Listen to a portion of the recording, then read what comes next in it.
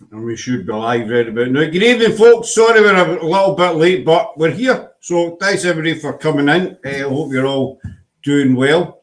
Midway through the week, halfway through the week already. Time's flying in, isn't it? It's just keep rolling and rolling.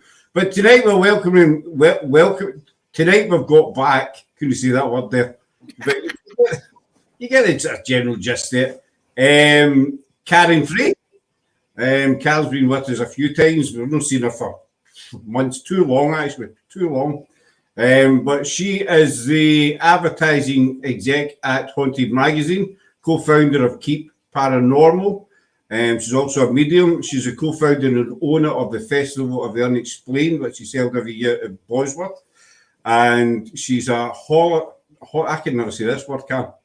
Holistic therapist. One of them, she's a therapist.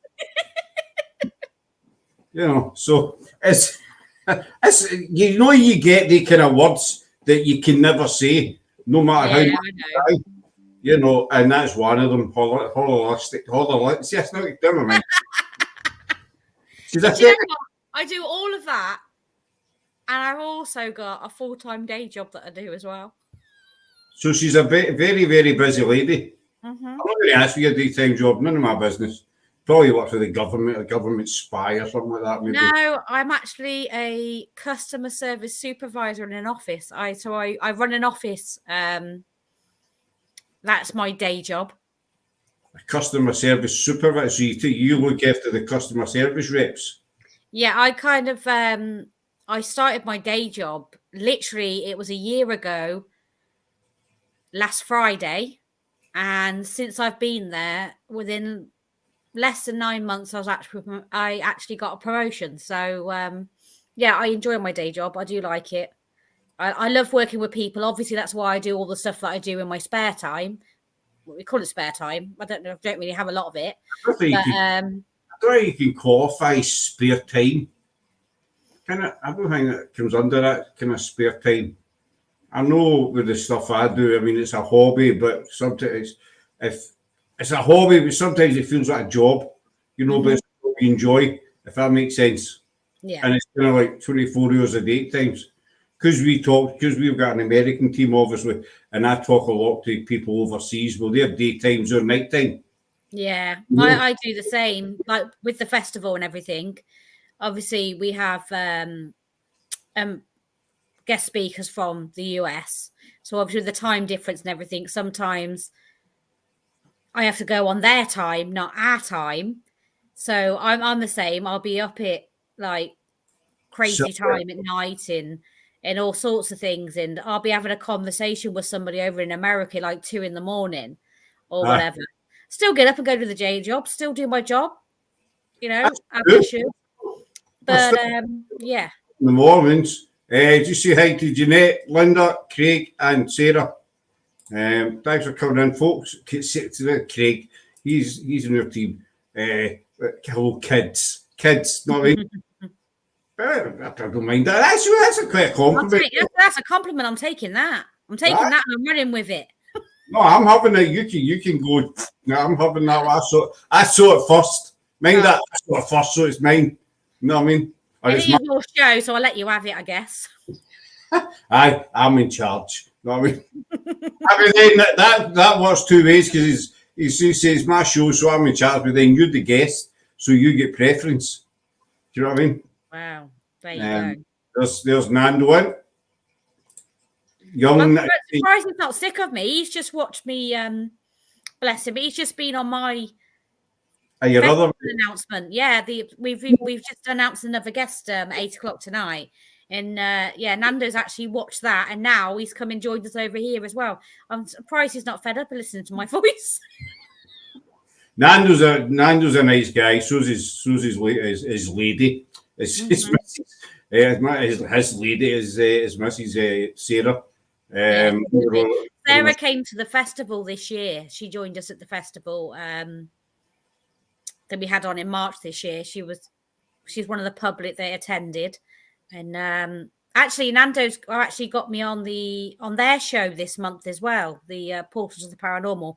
I'm going on their show to do a live. So I hope he's not sick of my voice, because he's got a whole probably hour with me later this month that I'm going to chew his ear off, basically. Well, we done a show with him, I don't know, a month ago, Nando, something like that, and it was a really good night, you know. And Sarah's nuts, and she's great doing a Scottish accent, which I don't think I've ever asked you to do yet, Karen, have I?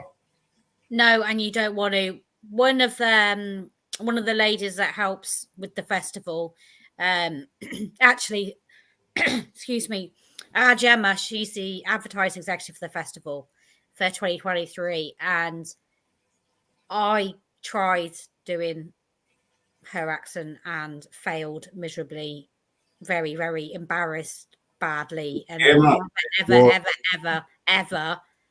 you know, Gemma from LSP.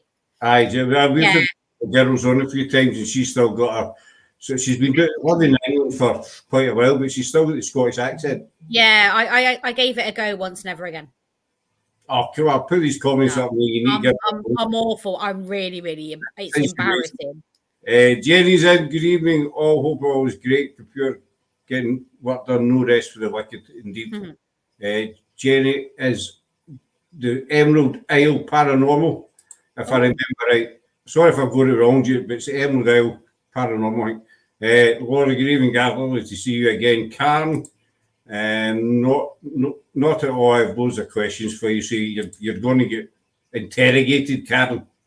Well, I don't mind that. You're going to get absolutely interrogated by Nando and Sarah. So you got to try the accent. I need to hear it now. Now that you told us that it's terrible, you need to do it.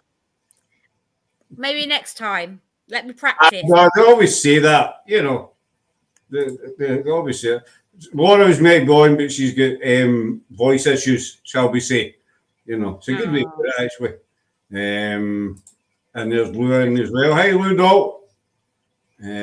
Lou's from the other dimension. See, you get to see maybe about a year ago, I would recognise people's names, but know their groups. I would recognise the groups would know their names. As you'd be talking to somebody and you'd be sort of through your file of facts in your head trying to remember what group you were, you know, they were with. But no, I tend to be getting used to it now after 2 and a bit years, you know. There's Jeanette. Jeanette's where she's close with Supernatural UK. I'm so good at a Scottish accent. Well, I'm going to have to hear that, Jenny, to believe it. People can claim they're good at accents, but they're really, you know, after a few drams. Okay. After a few, hi, Jenny. A few drams. This always happens to us, Cam. We start off, we've got to be paranormal. You start talking crap, basically, gibberish. Do you know what I mean? And I think that's why it lasts so long. The thing is, it's no disrespect to any shows out there. I used to run a network. I had my own little network throughout COVID, and like we did 12 different shows a week. I had 12 different, 11 other people doing shows. So we had 12 altogether. And it all started off, they all had certain subjects that they were all talking about. So we could have a little bit of varied stuff going on, basically, just to keep people entertained during COVID. But that would happen all the time. You'd have people on to interview them about what they were doing or whatever else and all the rest of it. And then it would go into a conversation completely, totally off subject. Mm-hmm. 20 minutes later, you're like, oh, yeah, you're actually here to promote this event or to promote this or whatever. Because you'd be talking about, all sorts of other stuff instead. It just happens. If it flows, it flows. And I think that's the best thing. That's why I always like coming back on here. Because we just talk about pretty much bloody anything, really. And it's nice because sometimes you go on, and I've done a lot of interviews, like because of the conventions and everything. So I've done a lot of interviews over the past couple of years. And sometimes you get a lot of the questions you get are questions that you've had before. But obviously I've been off the scene for a little bit for personal reasons, which obviously you're aware. So, so I mean, it's good for me to come back and get myself out there again and get myself integrated back into the paranormal community again, I suppose. It is good because you do have a lot of friends in the paranormal. You know, as we've noticed over the last few weeks. You do have a lot of support, and it's good to see you back again. Getting your feet back in the pool, basically. Because you were missed. I will admit, it's been a few months since we had you on, and you've got that kind of personality. I'm not buttering you up or anything, I know you wouldn't even bother. You're like, what's the point? I've already got you on the show. Crawling's already done. That PayPal went through, didn't it? Did you get the PayPal? The £1.74. We did agree 175, but I'll take the 74. I'm Scottish. Cheaper the better. I noticed you did knock off a little bit of percentage, but it's all right. I'll take it. I do. I grudge money. It's just, even see that pound you need to put in the trolley all day. I grudge doing that, even though you get it back. I still grudge it. That's she's bloody everywhere tonight. Is her Kaza? Yeah. It's our Rachel. Hi Rachel. No, but no, it's good to see you back again and getting back out there because obviously a tough time, what have you. But as you were saying about these shows and stuff, and I've watched a few of them, and some of them, no ours is anything special or anything, but as you say, it flows, and that's the important thing. You want your guests, you want your audience as well, to enjoy it, because they took the time to come and sit and watch you. So you don't want to just sit there and look like a wooden board, basically. Laura's saying, I obviously don't know what went on, but the Paranormal is the best report ever. And hey, Karen, as £1 odd, I'm £17 odd every time. LOL. That's what she's one of her team. But I need to be nice because she stays about 5 minutes up the hill. She stays on. Well. Yeah, you better keep her on side with her 17 quid then. In case she comes chapping at the door. But I'm too far away. You're more right with me. I won't come knocking on your door. You got to take a few years. That would give me time to get to pack and bugger off somewhere. Do one. Yeah, literally. But where Laura stays, I'd probably just get my socks and shoes on and she'd be at the door. So, wow. You better keep her happy.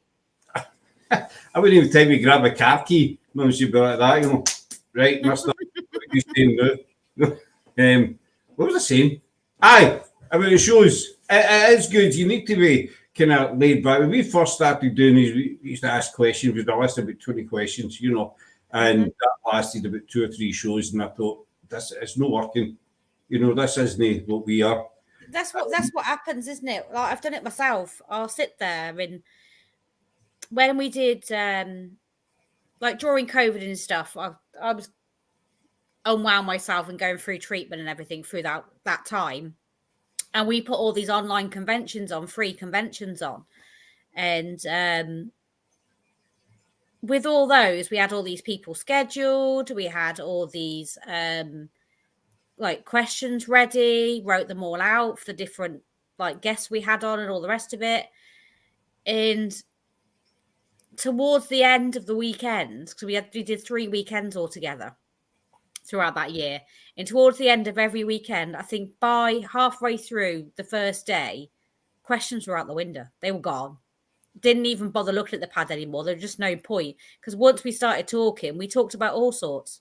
And I think that's the best thing you can do, is just have a general chat, involve your audience, get them all involved, have a good chin wag. They got any questions or whatever, where it's paranormal related or not, let them ask their questions. Let them ask them what they want to ask, and make it more about them and give them their opportunity to get a voice. It's. I mean, doing these shows, you're not on here to interrogate somebody. You're on to meet them and chat with them, basically. And I mean, the other thing with the questions, we've had a couple of guests on, there's no disrespect to them, but you maybe ask them, have you ever had a bad experience? You say no. Or you get one-word answers, yeah. You say yes. Mm-hmm. I've had those experiences personally. Won't say who, but I've had that same experience, which is why I think it's kind of better to do it like off the cuff and not have a script and not have a list of questions. let it flow. Ask the questions the audience want to ask, and just get on with it, really. That's how it should be. Laid back, comfortable. You need to be comfortable. Your guests should be comfortable. It shouldn't be forced. It should be just a conversation. And that's how I look at these sort of things. You shouldn't feel Scott's agreeing because he does make it all. Thank you very much, Craig. £1.75 flying its way to you just now as we speak. So structured lives don't work. Some people give 2-second answers and others give 20-minute answers. They do. We've had this before. And no doubt you've had it, Carl. No disrespect to the guest, but you ask a question and 20-25 minutes later, they're still in the same answer. Mm-hmm. And you're sitting there, and as I say, no disrespect, but you're mentally thinking, going to hurry up and finish your answer, and they're still bang, bang, bang, bang, bang. Mm-hmm. And before you know it, you've been on for about 5 hours and asked 3 questions. Yeah. You think, oh well, it's time for me to get up now. Best lies are the one where you just yourself. It is, same as researching guests. I used to research. I never researched you. No offense. I used no to. Offense taken. There's nothing to bloody research anywhere. There's that much to know about me. I'd be there for a month, researching you. But obviously, we got a guest coming on. I'll look at their Facebook page. That sounds like a stalker, doesn't it? I'll check out their Facebook page. But you have a quick skim over, to make sure they are who they are. I didn't stalk you, don't worry. And then, because I used to research guests, and I found I was asking them questions and I already knew the answers to them. Mm-hmm. So it took kind of the fun away. Laura's saying, well, I'm top PIH research and I can find out everything. Oh, wow. So what, if you've got any of these secrets, bury them even deeper. You know what I mean? I'm stuck, don't I? But yeah, I kind of I'm with you on that. When I've actually had, it's funny because some of the speakers, I won't name names, but some of the speakers that we had this year at our convention, I was chatting to a couple of them, and they did admit they did do a little bit of a Facebook stalk to see who I was, to see if I was legit, to see if it was really me that was contacting them and offering them this opportunity and whatever. So everyone's a little bit guilty of it, and I was like, yeah, I am me. I'm like, why would anyone pretend to be me? I'm just me from Worcestershire. I'm not anybody. I said, but I understand why you wanted to check though, just to make sure, I was legit. Because you don't want to bring people up or whatever, and then you find out that they're a total con artist, total scam artist, and they've got absolutely nothing to do with the paranormal. They just wanted to try and get your bank details or something. Yeah, you can't be too careful. Unfortunately, you can't be too careful at all before, but now it's 10 times worse. The amount of people that I know have actually been hacked on Facebook and stuff, whatever, recently, it's absolutely ridiculous. I had somebody kid on there with me around about, I think it was July time, just before we turned the group private. This is one of the reasons we turned the group private, but I had a couple of people contact me. Jacqueline Dixon was one, with a screenshot of this profile, but they put the name Scott Matheson, Mathersson, and they were going around trying to join groups I was already in. Yeah. And you think, we found out who it was, because it kind of slipped up, but we found out who it was. It's all done and dusted now, but, people contacted me saying, is this you? And I was saying, no. They said, well, I didn't think it was you, but I wanted to double check. I said, I don't know who this idiot is. And I done a live about it, actually. And we don't do drama, and I don't usually bitch about anything or rant, but I thought, no, I need to do a live just to let people know that this, monkey isn't me. Yeah. And I'm not trying to rejoin groups I'm already a member of, which doesn't make any sense anyway.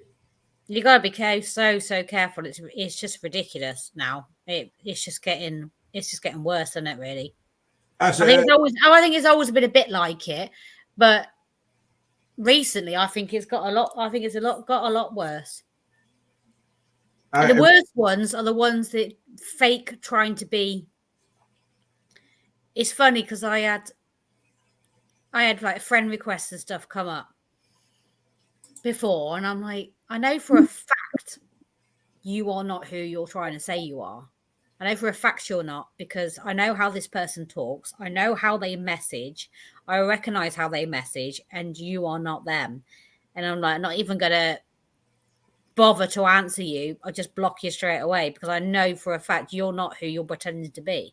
Aye. And it's like, it's like with I remember chatting to Patty Negri earlier this year, and yet again she had somebody making a fake profile pretending to be her again. And she gets it all the time. Because obviously they're just trying to get money out of people and all the rest of it. It's shameful, really. And Patty mailed me back then and says, look, in case you get a friend request, this isn't me. And she, I think she put a few posts up about it. She mailed me and just tell me, it's no me. So, but I never got any requests. But I mean, I've had friend requests with people in, Colombia and, Mongolia, all over the world. Yeah, I know. The sort of rainforest and stuff like that. You think, who are you? You think, gone. Or I've had one or two I've accepted and they start to bombard you. I'm a YouTuber and I've got this group and that group. Please subscribe to me. Please come watch my videos. And no disrespect, that it's paranormal. It's what they do, But it's when as soon as you accept a request, you get a message request, And message request, or it's a like my page, join my group, blah blah blah, to blah blah blah. And I usually just answer back and just say, okay, right, thanks, I'll have a look. And that's it. You don't need to bombard somebody with messages and, watch this video, subscribe to my channel. But that's the way the paranormal's getting these days. We've done a few shows and we've talked about this. Just all the crap that's going on in the paranormal. And at the end of the day, the paranormal's just a hobby. It's a hobby. I know a lot of people run businesses out of the events and stuff, which is fine. But the majority of people, it started off as a hobby, something they were interested in. And you get these people out there that are just destroying it, basically. I know. Which is, this is why, this is like with our conventions, Eddie and I, we first, how many years now? 5-6 years. We were doing like one-day conventions for about 4 or 5 years, and then did all our online ones and stuff. And then we decided to obviously put a weekend convention on, which obviously we did earlier this year, and obviously we got another one next year. With those, we found by doing that, it was bringing people together. We were having, it all started because I went to church, spiritualist church. And anyone I spoke to a spiritual church had never been on an investigation, or they thought it was wrong or whatever else. They had a completely wrong concept of it. And then I speak to people that I go out investigating and stuff with, and they're like, what do you mean you go to church? You come investigating, but you go to church. I'm like, yeah, but it's a spiritualist church. So I'm like, and that's when we started putting events on, doing our like conventions and stuff to bring both sides of the coin into the same room and realize actually you're not that much different. You just do things in a different way. Aye, you're both in the same kind of like business, but you just go about it a different manner. I used to go to church when I stayed in Glasgow. I went to there's churches dotted all over Glasgow, small ones, but I've got one main one in Sucky Hall Street, which is the kind of, the headquarters, the offices, whatever. But I used to go every Sunday night, and people used to say, but you're no religious, you don't go to, I said, no, but it's a spiritualist church. It's different, and I went, and I used to love going because if we start at 7, and if you went in at 6 o'clock, you sit down, get a cup of coffee, and just chat to people, And sometimes the media would come over and sit down and maybe say, I've got your, I've got somebody here with me who's, I say, all right, okay. But you were that, right, okay. And then they'd be up on the stage with us. So, well, that's a video that was talking to me earlier on. And it was friendly, and I learned a lot going just with talking to people, and sharing their, hearing their experiences. As Linda, Linda, I've always loved the paranormal. Now I've started a new chapter in my life. I'm able to embrace it and so excited to learn more. That's it. We're constantly learning in the paranormal.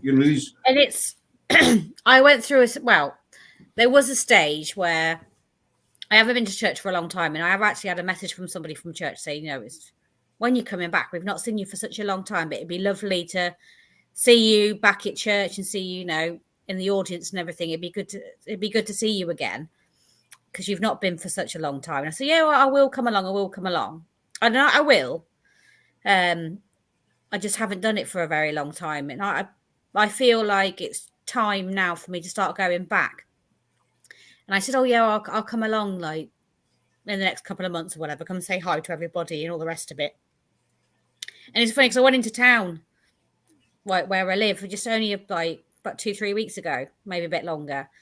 And I bumped into somebody that goes to church and goes to Spiritualist church. And she said, did you still go? And she said, yeah. And she said, it'd be lovely to see you and for you to come. I said, yeah. I said, and she brought me. I sat there and I was only having a quick chat with her. And I ended up sitting in the cafe with her for over an hour and having 2 blooming cups of coffee and chatting about church and what mediums they've had on and what's been going on and all the rest of it. She filled me in. I was like, yeah, I will come back and I'll come and see you. And I haven't told anybody this actually, but our local church, they won't none of them be on here, but our local church, they're a bit, how can I put it, finicky about because I do paranormal investigations, obviously, as you do. So when previously we discussed me going and actually holding a service for them, at that time, the person that was running it was a bit like, as soon as she found out that I'd started doing investigations, she wasn't interested. She didn't want to book me, didn't want me in her church. I could go and sit in the audience, but she didn't want to book me as a medium because she didn't agree with what I did on a Friday or Saturday night, the investigation side. So because she didn't agree with it, she would not book me. And the audience, the other people who used to attend, they said, why are you never taking a service? Why have they never booked you? And obviously I didn't ever tell them because it wasn't my place to say, they won't book me because I do investigations on a Friday night. But I am proud to say last weekend I was contacted and I have been approached and I have been booked to go and hold my first service at my local church next year. Good stuff. So and I've never been invited in 5 years. I've never been, probably longer than 5 years. I've never been invited, and I have literally just recently been invited to take a service next year. Excellent. Well, you see that's a step. That's a step forward. Tracy Laura's got a comment up at all. I understand what you're saying, Karen. I'm a Christian, as is my husband. People at church didn't understand what we do as a paranormal group until I spoke to them about it. Now they understand and the barriers are down. Mm-hmm. But the church does frown upon it, Mm-hmm. I mean, I'm not disrespecting the church or anything. I believe there is a kind of higher power somewhere. What it is, who knows? But the church does frown upon it because I've heard some people say that they see it as we're trying to raise the dead. Yeah. And we're not really. We don't go into graveyards and carry out rituals and sacrifice chickens and stuff like that. Yeah. Well, this is why, like I said, this is why I started putting my events on in the first. We started putting the events on in the first place, is because I wanted the two sides of the coin to actually meet and join together and actually learn something from each other and realize that actually you're not that, like I said, you're not that much different. You just do things in a different way. That's all. I mean, I think a lot of people should say, look, you do your beliefs, you do what you do. Why come along? See what we do.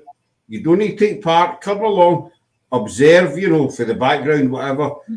Then give us your opinion. If you go away and you still don't agree, fair enough, you know. But don't judge until you come along and have a look. And Exactly. that's what I would say to most people. You know, you might get people who'll turn and say, right, okay, you know, I'll come along. I'll give you a chance. And you can say, oh, right, I see what you mean now. There's no that much difference. Or they might go running out the door saying, I'm never coming back. And yeah, I'm never coming out. That's it. I'm done. aye. But a couple of people, they come from church and they saw, we're come because you're doing it. They said they wouldn't normally attend like anything like that. But they said, because you're doing it, it's local, you're doing it, so we're coming to support you. I was all right then. And when I saw him in church a couple of weeks later, I said, what did you think when you come to our event the other Saturday? What did you think to it? Oh, it was bloody great. She said, I really enjoyed it. So, oh, yes, it was really good. She said, oh, you're doing another one. I hope you do another one because we'll come again. That was really interesting.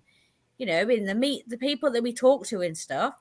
Mm-hmm. So it was she said it was really good. And the other thing that was nice for me as well at the time was that they turned around and said as well that what a great, they said what a great day it was. They really enjoyed it. And they said that Eddie and I should be really proud of ourselves, that we've done a great job. And they met some really nice people, and they would never have come to something like that before. Because it had in the description that it was going to be like paranormal investigators there talking about witchcraft and talking about all the different UFO, the sort of things they were talking about, haunted objects and whatever. It's not their thing. But they said that they were so glad that they came along to it and actually had a different new experience. They did really enjoy it. And they did come back to another one that we did locally. We haven't done one for a long time, like locally here. And that was really nice. And they said, if it wasn't you and Eddie putting it on, we wouldn't have come. It's the only reason we came. It's because it was you. I knew it was both of yous. I was familiar faces. I took comments apart for Craig Laura, but just before I put them up, I mean, I think that a lot more people are interested in the paranormal than they actually let on. There's just that kind of barrier. When it was Laura used one that barrier that's they don't, how do you put it, in their heads are curious, because maybe they've had something happen to them that they can't explain, but they won't tell anybody about it in case people think they're crazy. Basically, it opens channels of communication. It's what, dog? Sorry, I said it opens channels of communication because, like you just said, now they probably wouldn't have said anything before. I've had a couple of people from church have said to me about experience they've had and whatever. They never would have told me before. And they said, one of them, she said, well, I'm only telling you, she said, because we come to your thing. She said, but probably wouldn't have told you otherwise. Because I won't tell people because they think you're mad or you're stupid or whatever. Exactly. And let's face it, there's probably hundreds, thousands of people out there, that aren't part of the paranormal, but have had something happen to them at some point in their life that they've sat down and think, well, I can't explain that. That was so weird. And then they've carried on with what they're doing, Yeah. But they've had some kind of, might be paranormal, but they've had some kind of event and it sticks in their head and they want to go out in an investigation, but they don't want to appear if they're, they're nuts. But once they've actually been out and say, oh, right, I really enjoyed that, as you say.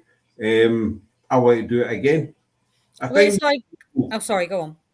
Oh, sorry. I think more people need to take that step. If they're curious, if they're interested, go out in an investigation with a team and just watch and see what happens. If they don't like it, then fair enough. It's you saying that. My sister and brother-in-law, not so much my sister, my brother-in-law, he used to say to my mum, because she goes on, she used to come on a lot of events with us and stuff. And because of her mobility and stuff, she'd only come on events when it was both of us because Ed would look after her because of her mobility and he'd wait with her and support her and everything, so she would still take part. So she didn't really tend to come on events so much. And like with that, I was going to forgot what I completely lost my train of thought then. My brain's just completely gone blank what I was going to say. You were talking about the lady with mobility issues. Yeah, so there that was it. Sorry. So we used to take my mum on a lot of events. But every time we did an event or we were going to do someone else's event, Ed would always say, we'll always get another ticket and we'd take mum. And we'd always take my mum with us. And my brother used to say, oh, it was a waste of money, Annie. He said, because he didn't see what she saw in it. He just didn't understand it. And he just thought it was a waste of money. Anyway, this Mr. Waste of Money, since last year, I could not tell you how many events he's been on. He's even been on an event with me and left my sister at home. Mm-hmm. And he was actually our chauffeur for the whole of the festival this year. He was the one that picked up all the speakers from the airport, dropped them all back to the airport, and did all the chauffeuring around and running all weekend. For someone that over 12 months ago thought it was a load of crap. And now he's right into it. And now he can't. It's like it's his 50th in November, and I've got Shepton Mallet booked for a sleep. Worst time of year, I know.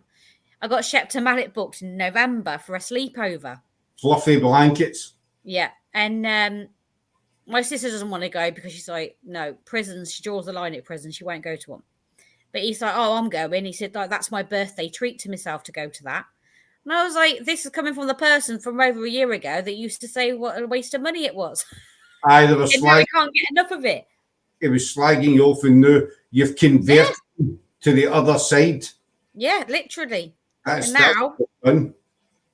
You know, I will stick these comments up for Laura. Yeah,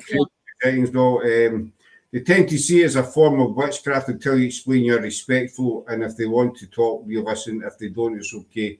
So respect. I always say to people from church, come and see what we do, or visit our Facebook, and then talk to me. I've generally found that my friends in the Salvation Army have been genuinely interested when I explain what they do. Many Christians' prejudice is out of ignorance, but once we tell them it's more about finding out about the history, etc., we don't speak in tongues and resurrect devils. You know, actually, anti-religious people and lots of atheists are more close-minded to the paranormal than most Christians. That was a lot of reading for me there. That's the best I've read for weeks. But it is true, if more people would just come along and see that, well, we're not normal. You know, we're not normal. There's no such thing as normal in the paranormal. You know, but we don't run about naked in a field around a big bonfire, sacrificing virgins and goats and stuff, you know. I don't know what people, I tell you, it boggles me what people think what we do and what goes on or whatever. It's, I think it's nuts. It's funny from a child point of view. One of my eldest great nephew, he's 11. And we had a conversation just recently. Because he wanted to understand. I think he kind of wanted to understand things a bit more. And he was telling me about an experience that he had, and he didn't know whether it was real or not or whatever at home. So he was telling me about it. And he wanted me to find out who it was because he's really intrigued. But like I said, he's only 11. I don't want to scare him, the poor child, or whatever else. And we found out who it was and told him who it was and whatever. And obviously he got comfort in that because at least it was someone that he knew. It wasn't just some random. And some old neighbour. It was a relative that was like visiting him. And like I said, he's only 11 and he's already intrigued and already interested about it. And he wanted to know. He was asking me different questions and things. And I was like, I can tell you so much, but you know, you're still quite young. Maybe when you're a bit older and whatever. He goes, oh, yes, I want to cut. He says to me all the time, why can't I come on one of these things? I'm like, you're 11. I can't take you on any investigation. You're 11 years old. It's not happening. Oh, I've got to wait years. He keeps saying, I've got to wait years to go. And then other times he'll say, oh, I think you talk a load of crappy stuff. I don't think it's true, he says. So I think you're all mad. So we literally go, because of the age he is, it go through stages where he thinks, oh, I think this is interesting. I want to go and I want to go and see if you're all crazy or not. And another times he's like, no, I don't believe in it. But he's a kid. He's still learning, you know. And as time goes on, he'll learn more and what have you. And, you know, usually sometimes it's a load of crap. I bet a lot of people have that idea, you know, that notion, you know, adults as well, that the paranormal is a load of hocus pocus or baloney, what have you. And it's, you know, your 6-year-old could come, she would. Aye, she would. 6-year-olds, she would come out as well. But the thing. The youngest one we've got is 3. He's 3. He hasn't got a clue what we're doing. But but his cousin that's 11 tells him that we're going, Auntie Kay's going, this is what they say, Auntie Kay's going to find some ghosts. I'm like, he's 3. Don't tell a bloody 3-year-old I'm going to find ghosts. And one night, he literally had a massive meltdown, the 3-year-old. He was sobbing. I'm like, why are you crying? What's the matter? He went, because you're going to go and find the ghost and I want to come. I'm like, oh, bless him, you know. I'm like, he shouldn't even know what they are, let alone wants to bloody come at the 3.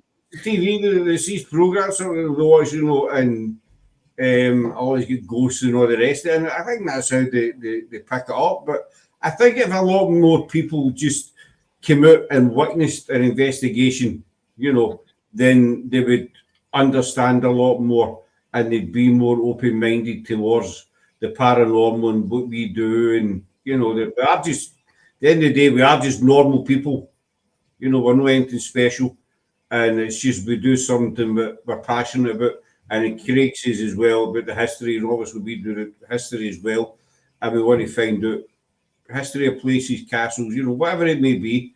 And that's basically the bottom line. We're not trying to take over the world or anything like that, you know. Well, with some, I say that some teams are, you know, who think they're sort of big and, you know, look at us, we've got 2 million followers and we're going to be on TV and we're going to do this and that. We're not like we're really, really experts and all that bollocks, you know. No doubt you've witnessed it as well, Cam.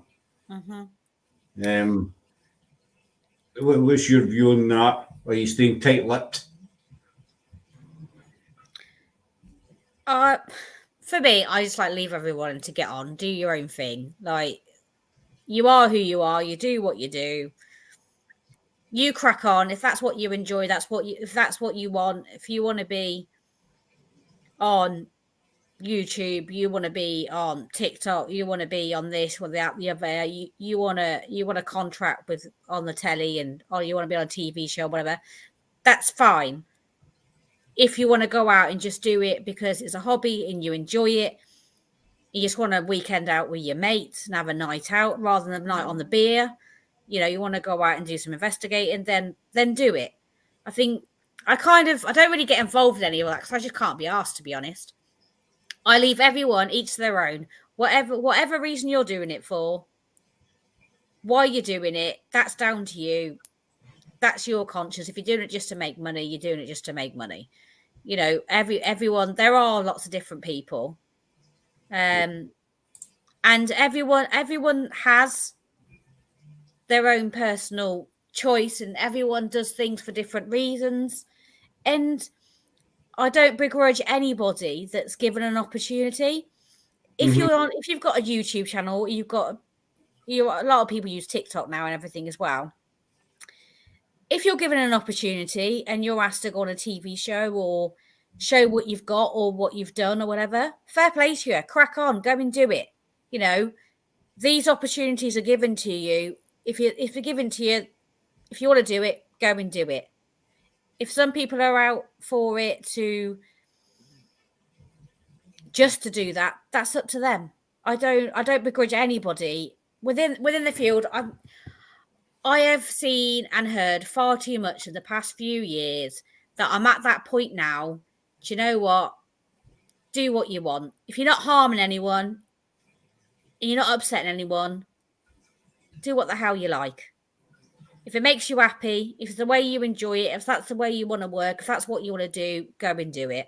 If you're not affecting anyone else or upsetting anyone or hurting anyone, then I don't see the problem. Yeah, I was just going to say hello to Mr. Matt Barron, paranormal consultant. I tried to give him, he was on the show last night. I tried to give him a big intro, but I made it quite boring. But the one and only paranormal consultant is in the house. He's down there, Matt Barron.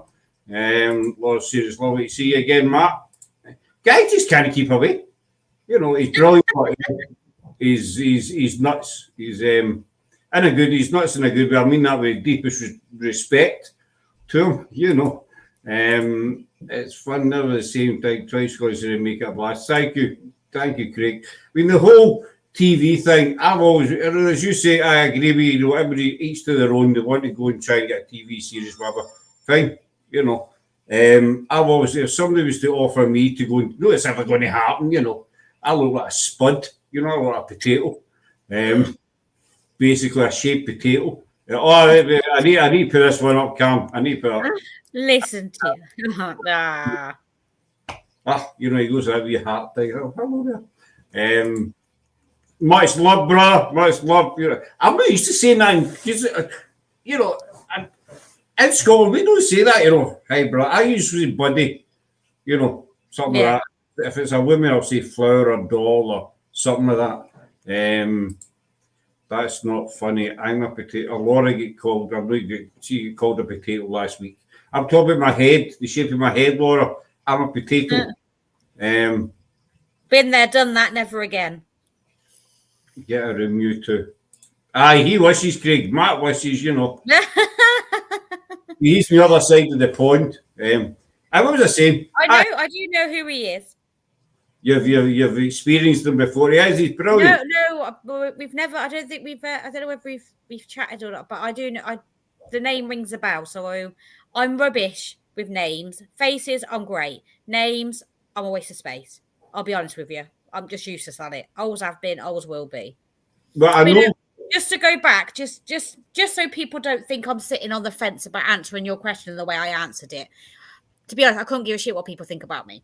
It's quite simple. I don't care. You either like me or you don't. I think the kind of attitude you need to have now, because you're always going to get haters. You're always going to get people that will spread stories and you're a fake and everything you do, all that crap. Then you need to just say, you know what, think what you want, say what you want, go on. Be who you are. I've been in this community, everyone calls it a community, for such a long time now. I've had the ups, I've had the downs, I've had the, pardon the French, people up my arse. I've had the people that would also stab you in the back with it. Every form of life, you have different people in it. It doesn't matter. It's paranormal community. It doesn't matter which people go to the bloody church. It's whether it's people that you work with, whatever. You have all different sorts of personalities, all sorts of different people in every community and every walk of life. You either crack on with it, get on with life, be who you are. As long as you're true to yourself, I couldn't give a shit, is my honest answer. Exactly, exactly. Matt's apologising to you, Can, because you've heard him. Yeah, I saw that. I'll need you. I know we're starting a bi-monthly show, you and I, so I'll need to bring him on one time, and then you can meet camera to camera. I'm the same. I recognise the face straight off, but ask me a name and people, and I'm a doofus. Yep, same. I'm used very open, is it? Doofus. You're so like me, Cam. I do what I do and what I say. I do what I do. Do what I want. Say what I do. You don't like me. You're not my. You don't like me. You're not your problem, not mine. Keep being you. Ah, thank you. Try saying that fast. I do what I do what I want. Say do I can't say that fast. I never used to be. I'll be honest, because of the fact. Because I do. When we first started out in this community and everything, first started out with investigating and everything else, kind of kept ourselves to ourselves. And as time went on, we got to know more people and all the rest of it. and then you get dragged into drama that's not your drama, but you get involved in it because you're pulled into it, even though it's nothing to do with you, and all the rest of it. That I'm personally, for me, I'm in it as much as I enjoy what I do, and I love putting my conventions on and bringing people together and all of that. I'm very passionate about that massively, because that brings all walks of life. You know, we get all sorts come to those events. And I'm at that stage now that, like I said, you either like me or you don't. I couldn't give two shits. You either like my personality, you don't like my personality. If you don't like me, don't talk to me. Don't interact with me. It's quite simple. I'm literally at that point now where I am past caring. I probably shouldn't be doing this on a live, but I couldn't care less anymore. You know, if I offend you, delete me, block me, don't talk to me, don't come to anything I do. That's absolutely fine, because I'm not going to sleep in. I'm not going to lose any sleep over it. No, I mean, you know, you're saying it on the show, that's totally fine. On this show, everyone knows this show, and we're quite laid back, and, you know, you say what you mean. And, you know, as you were saying, we started doing this, we were something the same. We were, I hope people like us and try to watch what you say and stuff like that. That's what attracted me to you, and also what annoys me. What? That's what attracted me to you, and also what annoys me about you. That is a compliment in a roundabout way. That makes sense.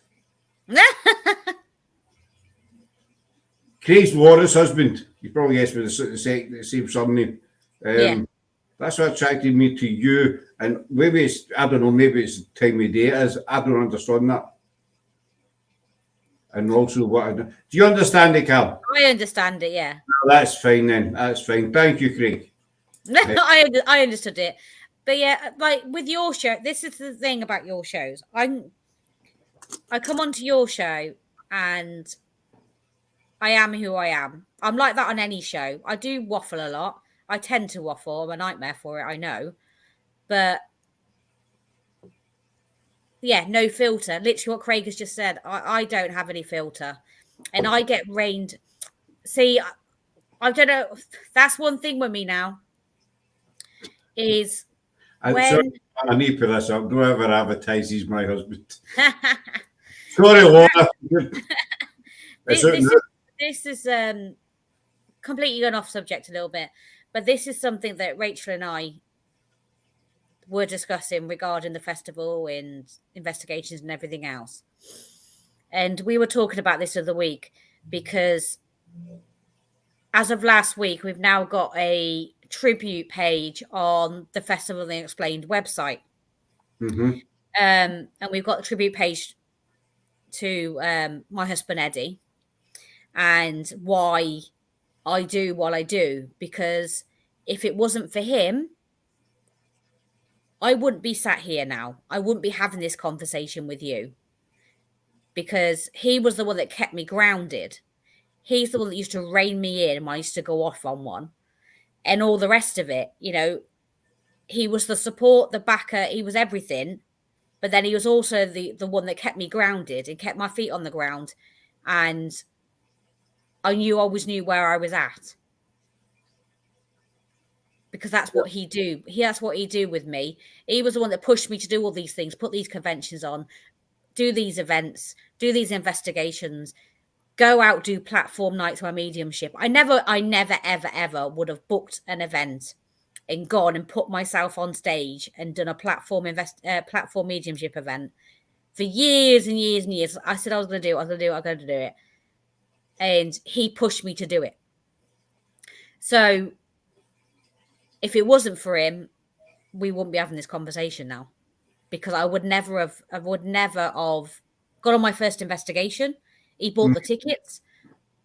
We never would have set up our own company doing the investigations. We never would have set up our own company doing the conventions. And I wouldn't be going out there doing one-to-one readings and doing platform nights or whatever else, because he was always the backbone of all of that. And, you know, I just think obviously, it's not what we're here to talk about tonight, but I just want...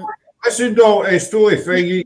we're here to talk about you and, and what's got you to where you are today, what have you, and obviously, Eddie was a major part of that, probably the biggest part of that. Do you know what I mean? And he's the reason you're sitting talking to me today, and we thank him for that, and I'm sure that he's sitting smiling, watching you somewhere, keeping an eye on you, making sure you're behaving. And he's probably thinking, Karen, shut up, you're waffling. You're gabbing on. You're gabbing on, God knows what. We always say, when we pass, the only thing we leave is the physical body. We take everybody the exact same on that side as we're here. So he's probably sitting there saying, "Oh, for God's sake, she's still talking." Bless him. Shut up, but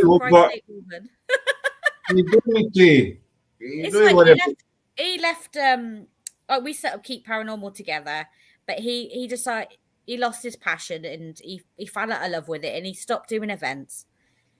But even though he stopped doing events, he still pushed me to continue doing what I enjoyed. And he still always supported me. He still backed me. If it wasn't just the support, he financially backed everything that I did. He backed me. He wasn't backing the convention. He wasn't financially backing Keap. It was me that he was backing. Aye. Because he believed that I could succeed and because he had the belief in me that I didn't have in myself. And I think, and this is why tonight when I've when you've asked me the question about what are my thoughts on different things, where normally I would rein myself in and be a little bit on the fence and not probably give you as much of an answer as what I did.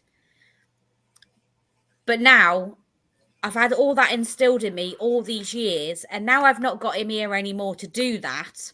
I've got to do that for myself now. I've got to give myself a voice, and I've got to push myself and back myself because it's something I've never, ever done. Let's see, at the end of the day, though, the bottom line is very basic and, it's very simple. The past 6-7 weeks you've been through the mill, for want of a better word. You've been to hell. And, I'm not going to also know get into details of that, but you've been to hell and back, basically. And you're finding your feet again slowly, which everybody's really proud of you for doing, by the way. Yeah, as I said earlier on, you have been missed in the community. And now you're finding your feet and you're getting back out there and you're doing it yourself. So you waffle on as much as you want. You know what I mean? It does not bother us one little bit. The main thing is you're safe, you're well, and as Laura said, be proud of yourself, what you're doing. A lot of folk would have crumbled and say, I'm walking away, you're never going to see me again, I'm done. Which would have been understandable, but you went the other way, and you're getting back out there. I have to push myself all my life, it's hard, but it is worth it, And this is what at the end of the day, with this year's convention and everything, and obviously I'd already started organising next year's convention, already started announcing guests and things like that. And it's funny because now I've the girls, I said on the live earlier, they don't even know who I've booked. They don't even know who they're announcing until they announce them. I need to give you any trouble, actually. No, you say that. I watched your live earlier on, and the intro for your guest speaker, who I'll let you do, obviously, I'm not going to. But you kind of kept us waiting and waiting and waiting. I think Rachel was, just going to hurry up and go on with it, So I think you were enjoying the suspense too much. Yeah, do you know, it's because I haven't told any of them because I'm keeping everything to myself and I'm not telling them who I've booked. So this is why I'm just being horrible, basically. I'm just like, it's like pulling teeth with me sometimes. Right. And when it comes to that, that's why I did that tonight, because Rachel, like tonight, she met Tony Ray and she got to know all about him and everything else. And this is why, you see, obviously, the last announcement we did, I couldn't attend. I couldn't be there for obvious reasons, and that was really, really hard for me to not announce that person, because this is my baby. Festival of the Unexplained is my baby, and it was so difficult for me to actually have to tell them who the guest was, because obviously they had to announce them, they had to introduce them, so I had to tell them who it was because I couldn't do it myself. And I did find that extremely difficult, because the only person that I would tell who I got booked is Ed. Mm-hmm. He'd be the only one that knew, apart from me, who was booked and who was being announced next. So, yeah, I'm still continuing that with the girls. And they're like, but you need to tell us who we're announcing, because we're actually doing the interview. We're announcing them. You need to tell us who it is. We can't just let them pop up at the bottom of StreamYard and be like, oh, that's who we're announcing. And I'm like, oh, there. So that one I had to tell them. But the next ones, you keep them to yourself, aren't you? they'll find out when they pop up on StreamYard before we pull them on. That's when they're going to find out. I think that'd be quite good. I was sitting there watching it earlier on, the night, obviously, with you and Rachel were on it, and I think, you see the look in Rachel's face, so I'm just going to hurry up and tell me I'm bursting. I was like a kid wanting to open this last Christmas present, and their parents are saying, "No, you need to leave that the now." Leave that after lunch. Sort of leave that to after lunch or after your dinner. That's your special present. It was always a special present, Yeah. It was always massive, and you were sitting there, you're having your dinner, right, I'm finished. No, you need to wait till everybody's finished. And your gran was always the last finished, because she would eat a pea at a time or one sprout at a time. And you're like, gran, going to just get that shoved down your throat. You feel like you see, right, gran, come on, there you go. Let me feed you. Right. Don't worry, Mum, I'm feeding Granny, she's fine. Ignore the choking, and she's fine. She's fine. She's just leave her lying there. Where's this present? I'm not caring that my grand's turning purple. I just want my present. Bring it on. What was I talking about? Aye, yes. Yeah, but that's why Rachel. Now you understand why Rachel was like she was, because she was like, "Come on," because she just wants to know. She's desperate to know all the time, and I'm like, "Not telling you." As when somebody says as well, "Oh, you'll never guess what happened." I say, "What happened?" All right, I'll tell you in a minute. Oh yeah, I do that to people as well. I'm awful for that. Like, you what? Why don't tell me? No, I can't. I need to do something first. Yeah, and then I'll come back and tell you after. Or I'll say, "Oh, I need to tell you this later." I'll do this to Rachel all the time. I'll message her and I'll say, "Oh, I've got something to tell you." She'll say, "Oh, what? Okay. Are you free? I'll call you." And I'm like, "Oh, no, I'll tell you later." And sometimes I won't even call her at all until the next day. It's absolutely murder. Do you know what I mean? When somebody does that, I say, "I've got something to tell you, but I'll tell you," or they'll mail you. I say, "Right, I've got something to tell you later on." So why don't you just mail me and tell me? Because it's going to annoy me all day, Or you're on the phone with somebody. I say, "Right, okay, right, I'll see you later, bye-bye." And they'll start to say something else, but you hang up, you think, what were they going to say? So you phone them back. You need to phone them back. Yeah, I know. That's me. I'm a nightmare for it. I sent a message earlier to the group chat to the girls, and I said to them, like I've said it on the live earlier, so I can say it now. I said, we're going to announce another 2 guests in November. And I messaged them earlier and said, I thought, I better tell them before I do it on the live. That I'm going to be announcing a couple more guests. I thought, I better inform them before I inform the world. That would be an idea, to let them know before anybody else finds out. But it drives you. It can drive you insane sometimes, Or the other thing that gets me, somebody says, "Oh, John was in today," and you say, "Who? John?" If I've seen his name twice, it's going to make you recognise who it was. Yeah. John, saying, "I don't know John," because if I knew John, I wouldn't be asking you who John was. John. I said, "Who, John?" The guy. I See, I didn't think it was a woman called John, you know, and it can be drives you nuts now. But we're getting way off track here. Yeah, I know. As usual. Right, we need to tell people about. Festival. So what do we need to tell people about? Our bi-monthly show, I was going to say. What were you going to say? Let's tell them in 2 weeks' time. Keep them waiting. I'm only kidding. You know. Craig's saying it takes 2 hours for my mum to say goodbye to someone. The second you go to leave, she starts talking. I've met people with that before, Craig. It takes you about half an hour to get up and out the door. So, all right, that's a mum thing. Or you come off the phone. Right, I need to go because I've got to go and do this. Or I need to go. I'll speak to you later. Yeah, all right. And then she starts telling you about something else. Mm-hmm. Or my dad did this habit. God rest him. He would always say, "Give me 3 rings when you get in." Yeah, you know, the good old 3 rings when you get home. And he'd answer after the second ring. Yeah. You see, what are you answering for? See, I didn't know who was on the phone. You said give me 3 rings and you answer it on the second. Yeah. I know. Is that you in?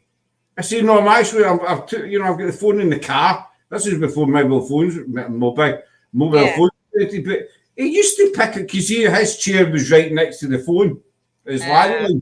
So he would just reach over and pick it up. And I used to say, Dad, don't tell me to give you 3 rings and then answer it every single time.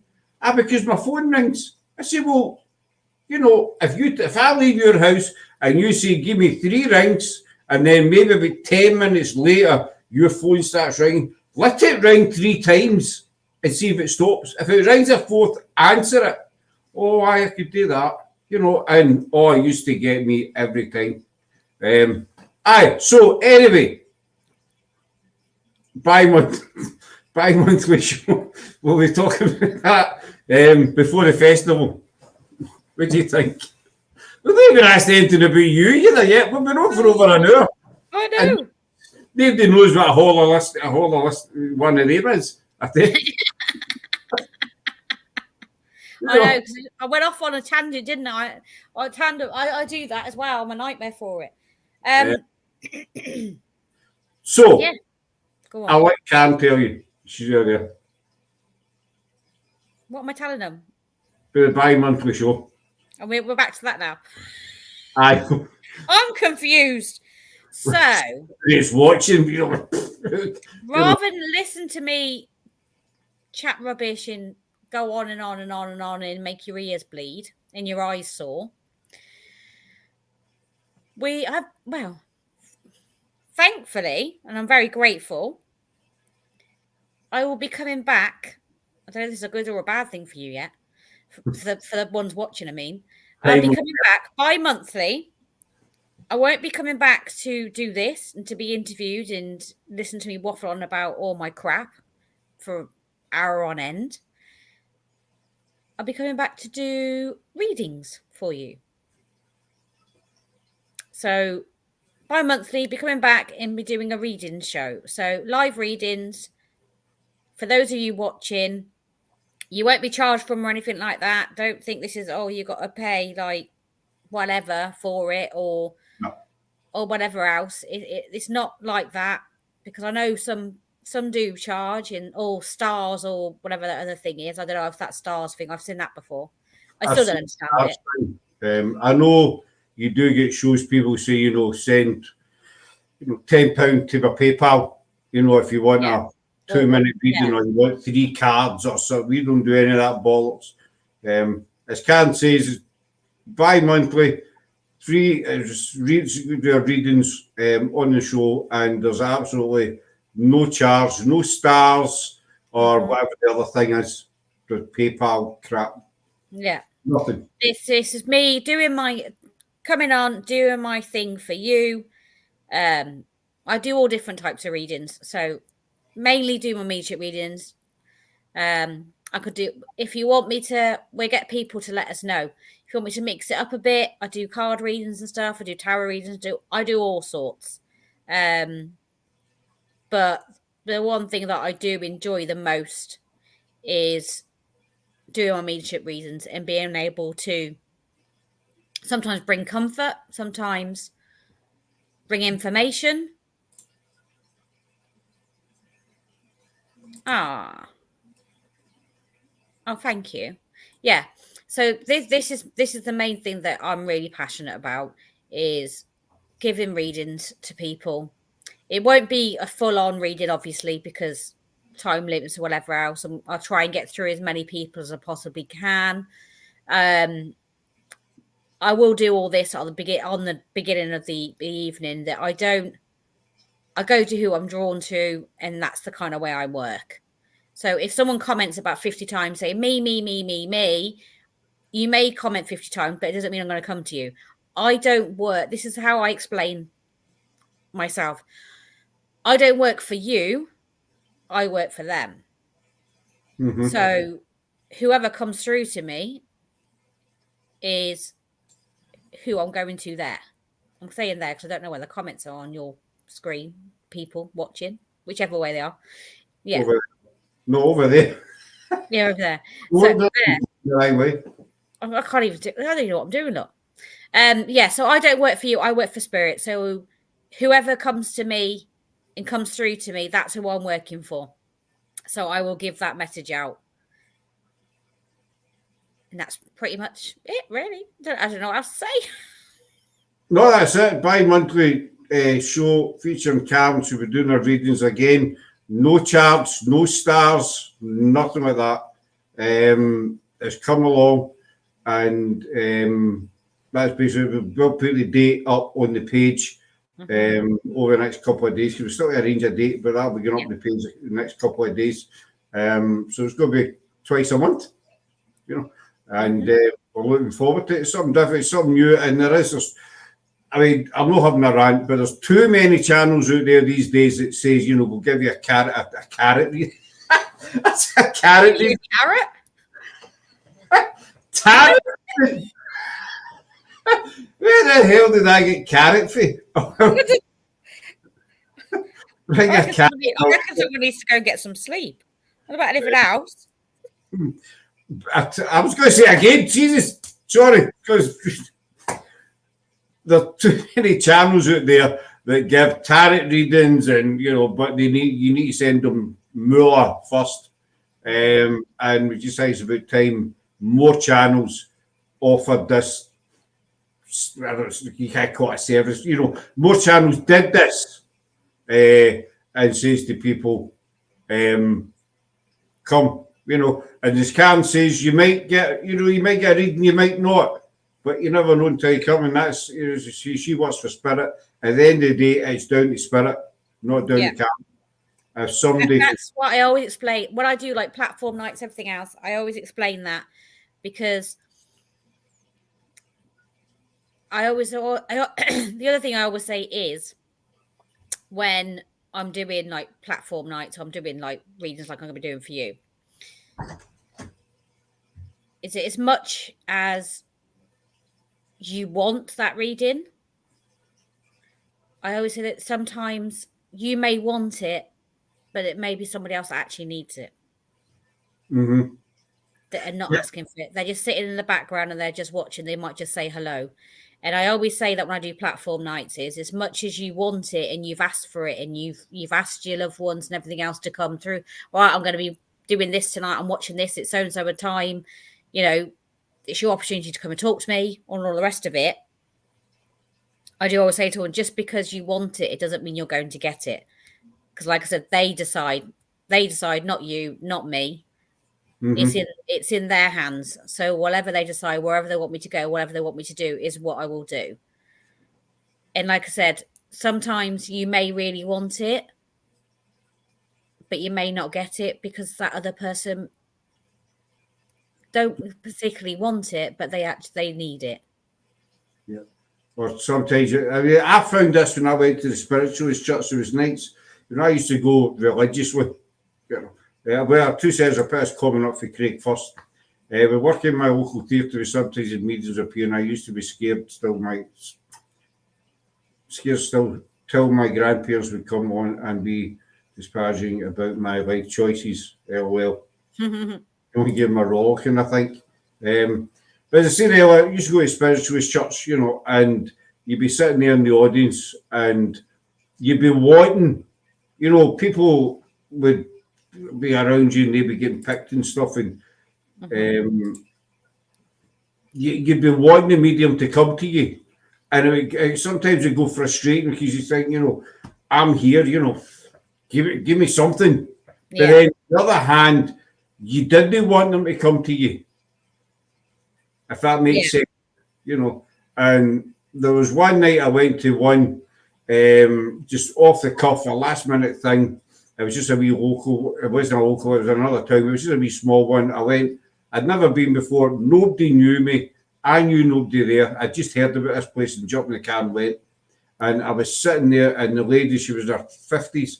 And I've told this story before, but this is what really got me right into the paranormal. After this night, that was me. The woman, the ladies were like, I want to come to a gentleman with a black jacket on, sitting in the middle. So obviously you're looking around. You probably had this before, people like that. You know, they say the guy. And from my point of view, you stood there, you're like, do you know what clothes you put on when you came out tonight? And you'll be trying to talk to someone and they're like looking around everywhere else. But it's a natural thing, you know, and I'm sitting there, and the guy with the glasses and like that.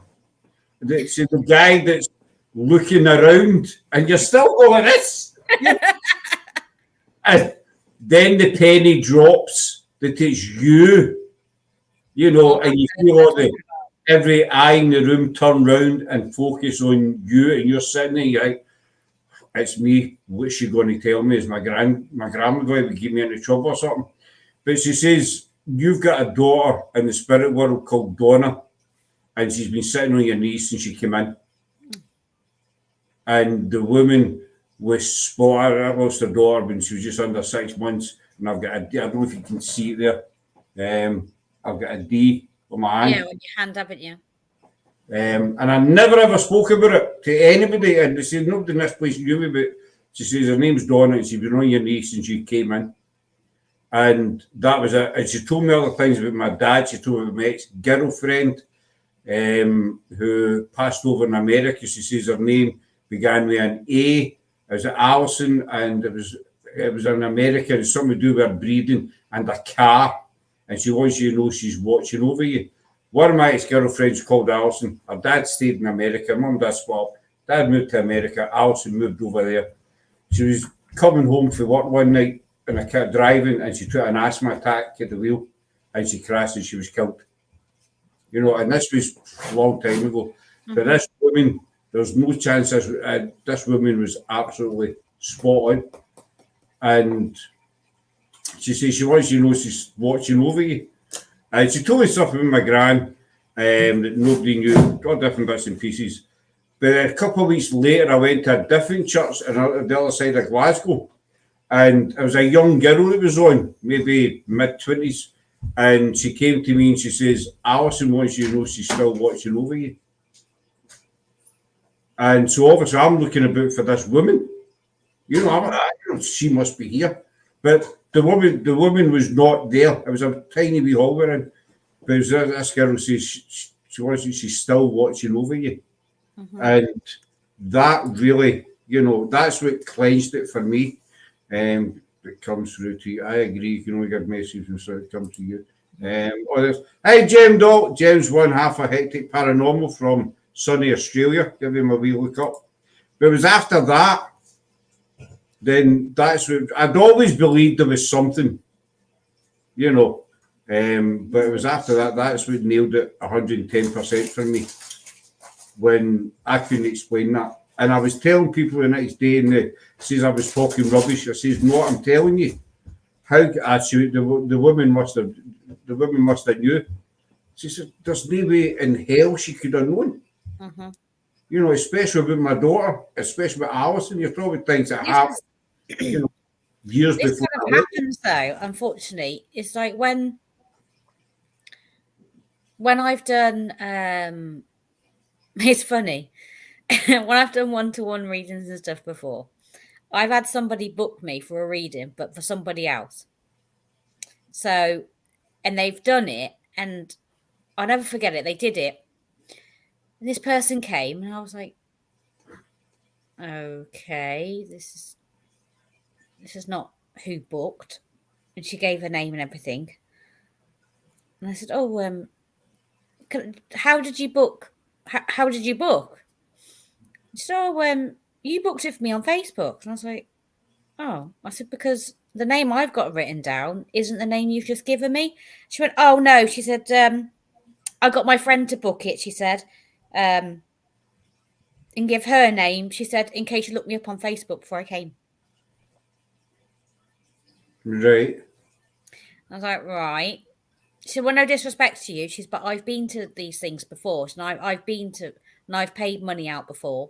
And she said, in everything they've told me is not been, it's not been right, or the things they've told me has been generic, or it's stuff they could have read on Facebook.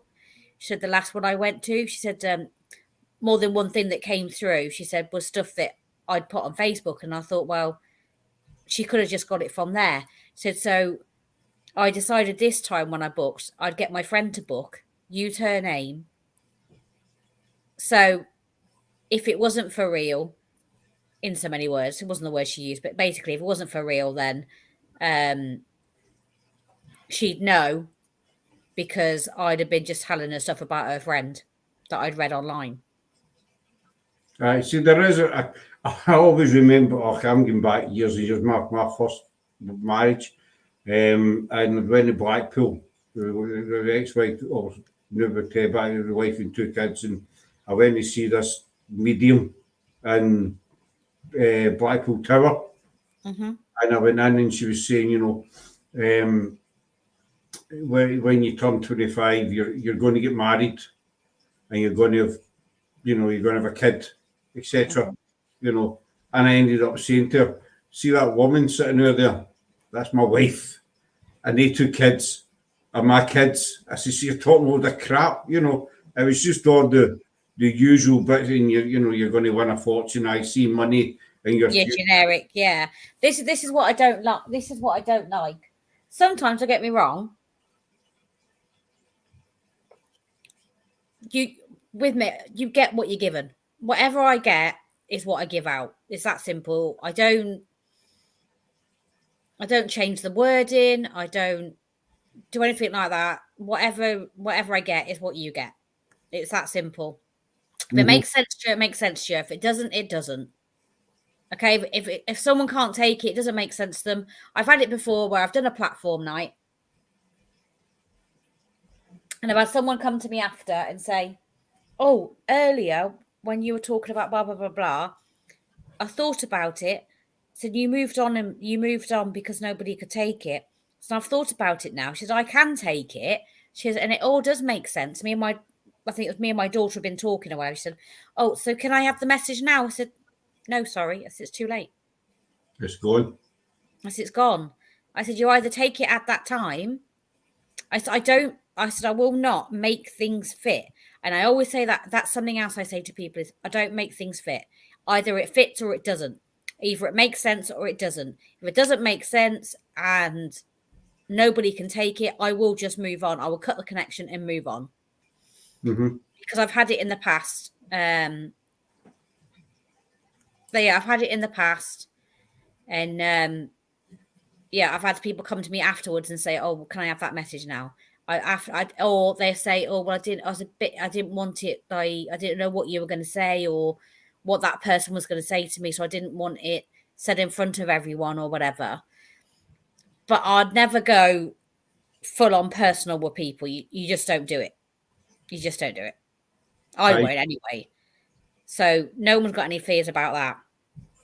Because I know I've been to things before and you will get people that will literally, I don't care. You can hang my, you can air my dirty laundry, whatever. I'm not bothered. Just whatever they say, tell me. And I know people like that come to events. And then you've got the other ones that are they're interested. They want to know something. They want something and they want a reading. But then because they're scared of what's going to be said or what's going to come out, they're turned around and they won't take it. They don't want to find out, or in case it's something that they've been up to, or you know, whatever. So, see, this is something I always used to wonder when I went to Spiritualist Church. I mean, the one in Sucky Hall Street, it was, you know, it was a hall and there was a big stage, the old school stage, you know, with the steps at either side and the big, you know, the big stage. And I would sit there and I would watch the medium, you know, and they'd be walking about the stage kind of thing. And I always wondered, you know, when they're doing their thing, are they seeing these spirits, people on the stage beside them? Or are they hearing them up here? Does that make sense? Yeah, because it depends how you work.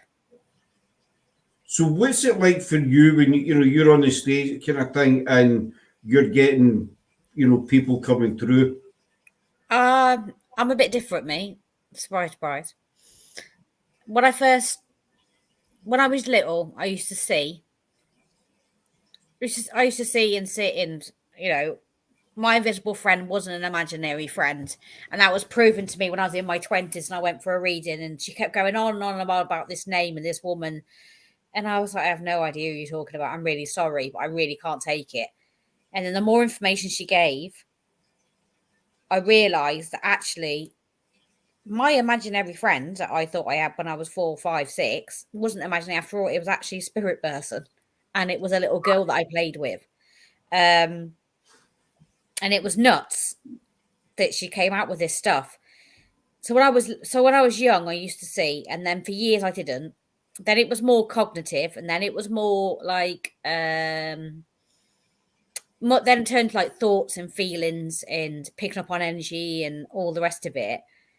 Now I've gone from doing a couple of things that I do. It depends. It depends who I'm. It depends where I am and what I'm doing. So I can see. Not always, but so I see spirit. Hear them, so it's thought. I can literally do I can do trance mediumship as well. I found that out by accident when I was doing a one-to-one reading and it happened and I didn't know I could do it. I had a lady literally in tears and I thought, oh God, what have I done here? And I said to her, I can stop if you want. She went, no, keep going, keep going, keep going. And it wasn't until after she said, you were 1 minute you were talking to me, you were you, and you were giving me all this information. She the next minute said you were my husband holding my hand sat in front of me. Said you had all his features, you were him. She said, I don't know how you did it. She's I've never seen anyone do it. I didn't even know people could do it, but it was absolutely amazing and it was not my imagination. And that's how I found out I could do trance mediumship by accident because I did it when I didn't mean to, because I didn't know I could. It was a fluke. You know. It literally, because I've done it since more than once on investigations and during one-to-ones, but now I know what to do and how to control it. At that time, I didn't. So I work in lots of different ways, and it really depends on the person that is sitting for me, who I'm actually reading for, and it also depends on spirit and who I'm communicating with and how they work with me. Mm-hmm. So it depends on lots of different things, but I work in lots of different ways. So it's really dependent on who I'm communicating with on this side of life, who I'm communicating with on that side of life, and how it works best for them. Right, that makes sense to me. It's a bit sort of confusing at times. There's a special church next to where my mum lives. As kids, we used to speculate what went on inside, where they're talking to the dead. We used to hang out in the car park outside hoping to hear something. I'm still curious about the church on Old Mill Road. Now, the church, you know, that Craig, obviously, they stayed command, same as us. I don't think it's used very, very often there because you never ever see it open. It's always closed, this spiritualist church. Besides the time about paranormal, I mean, people have called me a sensitive and what have you, you know, and I say, well, I'm not. Yes, we've talked about this before, haven't we? I'm not anything, you know, I'm just, but we've been out in investigations and I've felt, you know, people standing beside me or names have popped into my head for no reason whatsoever, you know, and I can't explain why. You know, you just get a feeling that there's somebody there, somebody standing beside you, or somebody's over in the bush, you know, wherever it is. But I've never ever classed myself as even as a, you know, anything. Sometimes I can look at photographs as well. I've got a girl coming on, Natalie Gardner from Ghost Ramblers. She's a photographer, and she used to post photographs, and I used to, you know, I would comment on them and say, you know, did you see the woman that's standing in the upper left window? There was one photo I commented on. There's a woman standing. It was at the side of an old building. It was just a wall with a couple of old windows, and I commented to Natalie, I says, there's a woman standing in that window, very Downtown Abbey, hair right back, and a kind of bun sort of thing, long nose looking down her nose. And Natalie commented, we actually done a live about it as well. She says, oh my God, my friend was with me, Carla, she's a medium. She said the exact same thing when she looked at that window. And so Natalie came on the live.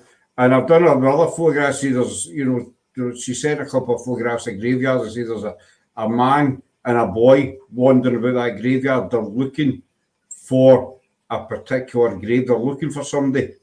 And I see there's also a mass grave there, something to do with the plague, a disease, something happened.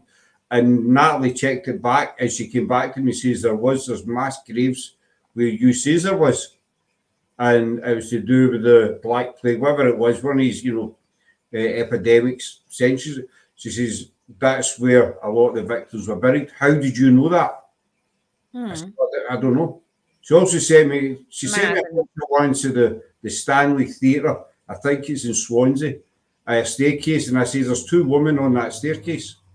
I can see up here two women. They're going up. They never ever come down. They're always walking up. And she says there's two women been seen on that staircase numerous times. And I'd never looked at anything to do with the Stanley. She just sent me this random photo. And I've always wondered, you know, and the reason I asked you that question about when you're on the stage is because when I was going to Spiritual Church, the film Ghost, it was around about the time the film Ghost came out, with the late Patrick Swayze and Whoopi Goldberg. Yeah, my favourite film's that. And I always remember the scene where Whoopi's sitting and all these people appear round about her, you know, wanting to pass messages on. And I don't know, it made me think, you know, is that what it's like when they're standing on the stage? Just all these people turn up, you know, say, right, I want to tell her this and tell him that kind of thing. There's everyone has their own way of working. There is kind of like a queuing system. So, you know, it is a take your turn sort of thing. And they're quite well aware of that it is a turn system and you have to take your turn and everything. But it really depends. It depends where I am. It depends how open I am. It's depending how I'm feeling with my energy and everything else. And so it takes a lot out of you. It's like doing an investigation. When I've done an evening of platform, like an hour and a half to whatever it is, doesn't matter how long it's for, I'll be exhausted the next day, just like I am, as though I've been on an investigation, because it saps your energy. Mm-hmm. And it does make you tired. It does. We spoke about this in many a show, the paranormal hangover, you know, as we call it, you know. And I think that's because on the investigation, you might not be conscious here, but your energy, if you're getting responses for spirit, then who's to say they're not using your energy without you knowing about it? You know, they're kind of piggybacking on you. And that's how the next day you feel so kind of, you know, basically, because these buggers have nicked all your energy the night before, you know, so they can make your K2 light up or, you know, whatever, because they've stole it. Damn girl. That's a line for Ghost, isn't it? What you done to your hair. Yeah. I will lose track of what I was saying. Aye. So that's how I'd ask, because I'd always wondered. So got another question for you. I was thinking about this earlier on. When you go into investigations, right? And I know you got media investigations, you know, you start asking questions, hoping you're going to get some kind of answer. Do you pick up on spirit before, say, for instance, you might get a reading on the K2 meter, for example. Does that make sense? Yeah. Sometimes pick up on spirit before I even leave the house of where I'm going. Friend of mine, Gary, he said this many times, that like he'll write a load of information down that he gets before he goes to a location. He can have like visitations before an investigation. And I used to say to him when I first met him, so that's never happened to me. Famous last words. Maybe shouldn't have said that after all. Because I have picked up on stuff before going to a location. We actually had one from Drakelow Tunnels, spirit from there. I actually tranced more than once, even to a point I led a whole, I have no idea where we'd gone and where we got to. I don't remember the walk. I don't remember I don't even know how long we'd been there or anything. But we did trance mediumship that night.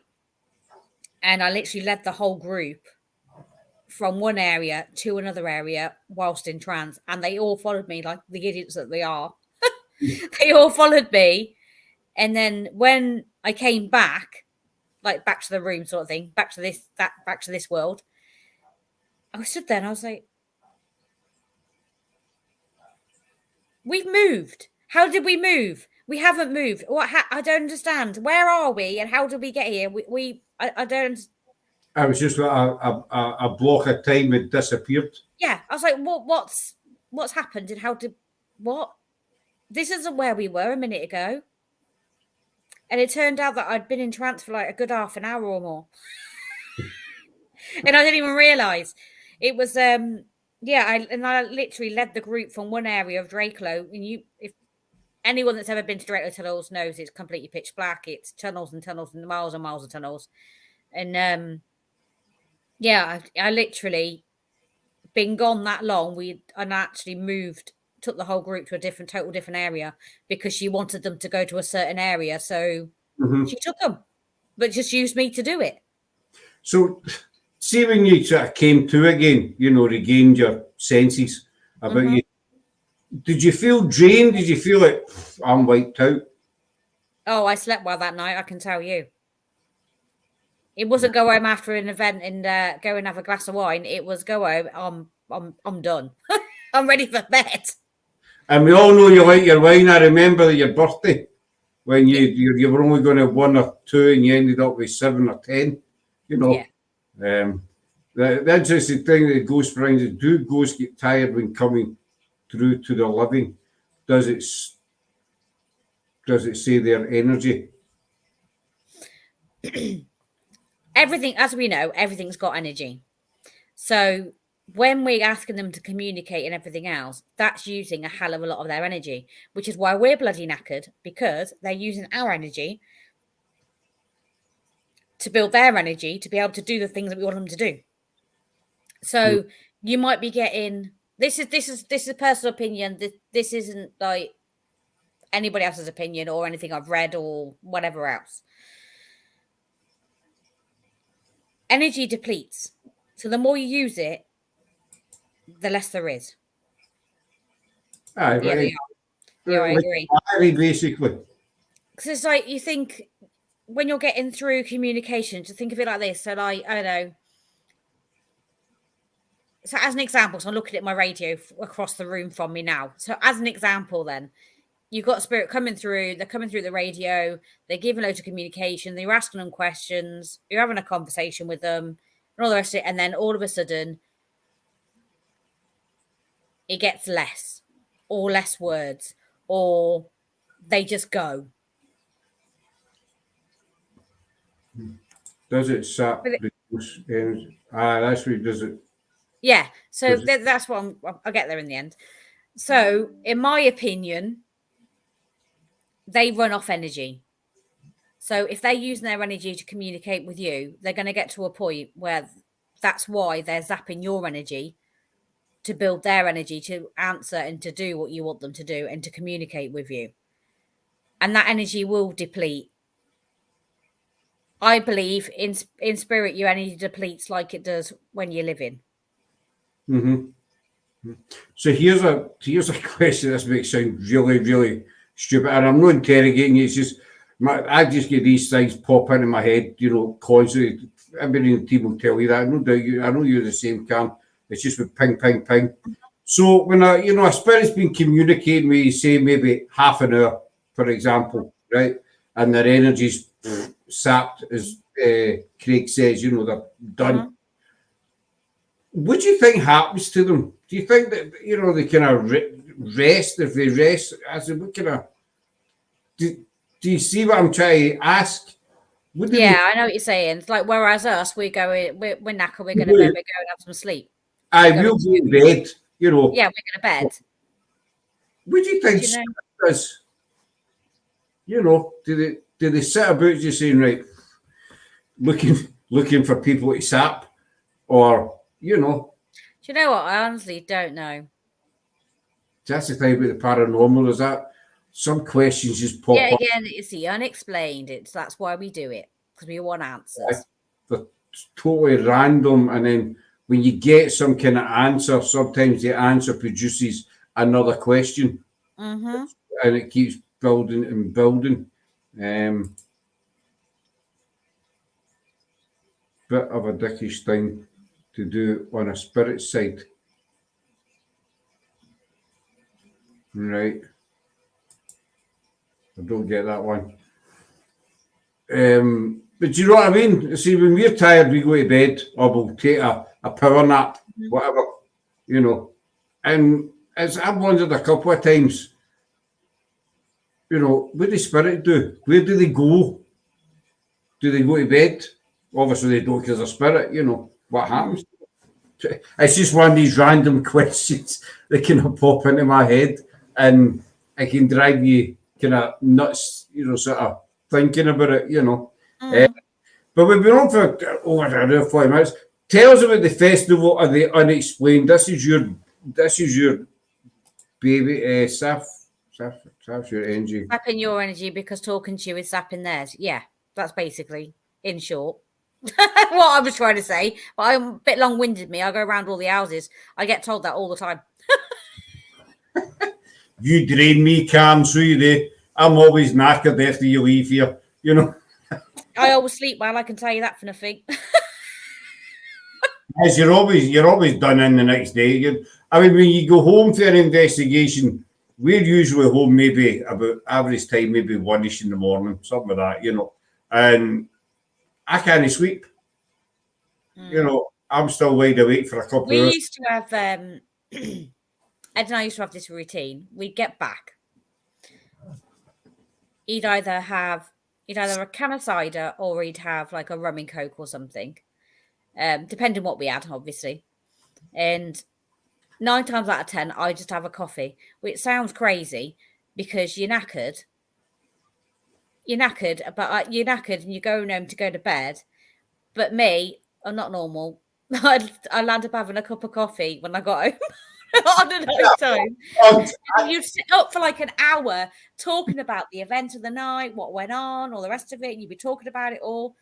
We used to have sometimes, because we'd have that little kickstart, wouldn't you? Because you got to go home or whatever.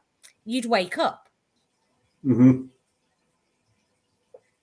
You'd find us up until like ridiculous o'clock, going to bed when it's basically time to bloody get up.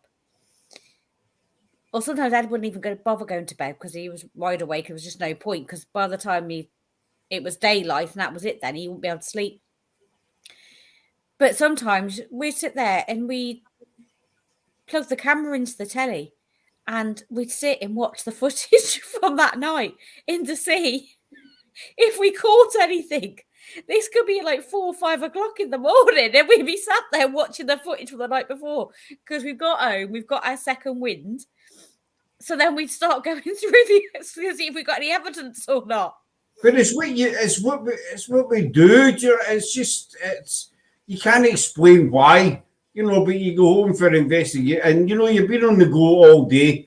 you know, or the previous day, whatever time you go home, and you go home and most people just maybe collapse into their bed, but no, you go home and you phone it and you're going over. If you record it, you're going over and you're watching it again. So, as you say, picking up, see if you can pick up anything. That's dedication. It's either dedication or stupidity. One of the two, you know. Because the next day your lovely Canada don't mind you waffling on Scott. However, I'll keep waffling now that you said that. I mean, you can't waffle too much. I've got to go look for the day job. I know. We're going to wind up, but I want to ask you about I want you to get your baby out your festival. It's only took me an hour and 45 minutes to try and get you to talk about the festival. No, it's too bad. Next year, Bosworth 2023, September. Bosworth 2023.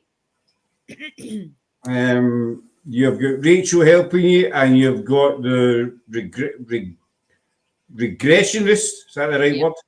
Yeah. So Ray. Yeah, Tony Ray. So I'll give you the outline. So Festival of The Unexplained is a convention. We had our first one this year in March. We are having our second one in September next year. It starts on the 14th of September, which is a Thursday evening, for our VIP only ghost hunt with our speakers. It runs through from Thursday to Sunday. There are only 5 VIP tickets left, literally 5, because we sold over half within 5 days of putting them out for sale. Your VIP ticket is the angelic ticket. That includes Thursday night investigation with your speakers.